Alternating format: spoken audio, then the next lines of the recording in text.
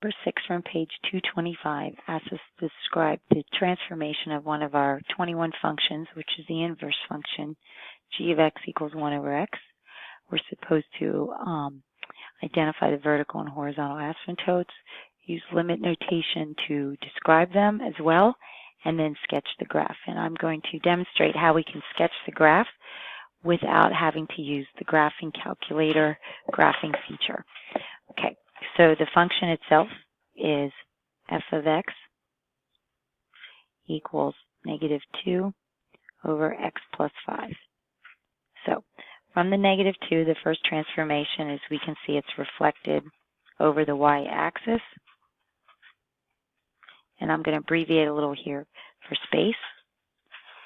And then the second one is the 2 itself gives us a vertical stretch by a factor of 2.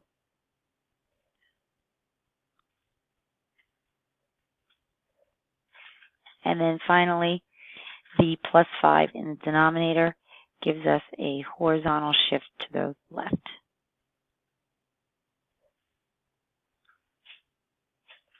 And that would be 5 units.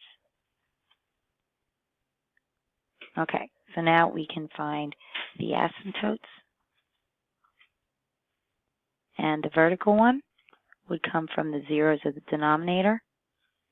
And we have x plus 5 there. So the only vertical asymptote is going to be x equals negative 5. Now for the horizontal, a review of our rules from chapter 1, we would have to look at the degrees of the polynomials in the numerator and denominator. So in the numerator, we have a constant, which has degree 0. And in the denominator, we have a linear function. So the degree in the denominator is bigger. So we have a horizontal asymptote of y equals 0. So now, to write the vertical asymptote in limit notation, we have to think about what happens on either side of that asymptote. So if we look at the graph here, and I sketch where the 2 asymptotes are, so there's our vertical, there's our horizontal. So what we need to know is what's happening on the left-hand side of the vertical asymptote. Does it come from above the 0 of the horizontal or below? So we have to look as it's coming in this way. And then we also have to look coming in on the other side this way. So what does the graph do? So let's sketch it first. So what we can do is we can test values on either side of the negative 5 that are very close by substituting them in without having to actually look at the graph in the graphing calculator, which I did. So let me show you the graphing calculator. So what I did first is I substituted in negative 5.01, which is very close on the left-hand side. And you see I get positive 200, which is above 0. So that's telling me that the asymptote is going to go to positive infinity because I'm in a positive place. And then from the right-hand side, a number to the right of negative 5, but very close, would be negative 4.99. If you notice, that number is negative 200. So that means that on that side of the graph, we're below the horizontal asymptote.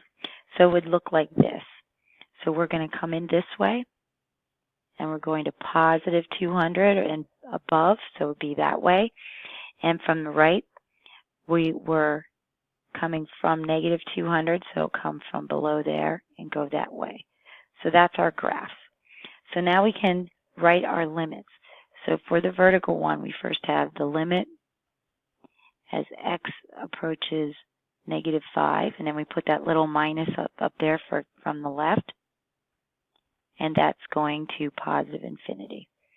And then on the right-hand side, coming from the right, so we still write as x approaches negative 5, but this time we put that little plus sign up there on above the 5, and we're coming from negative infinity.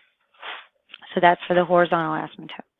The vertical one we can write together because either direction is headed to 0, so we can write as x approaches plus or minus infinity, and that is headed to 0.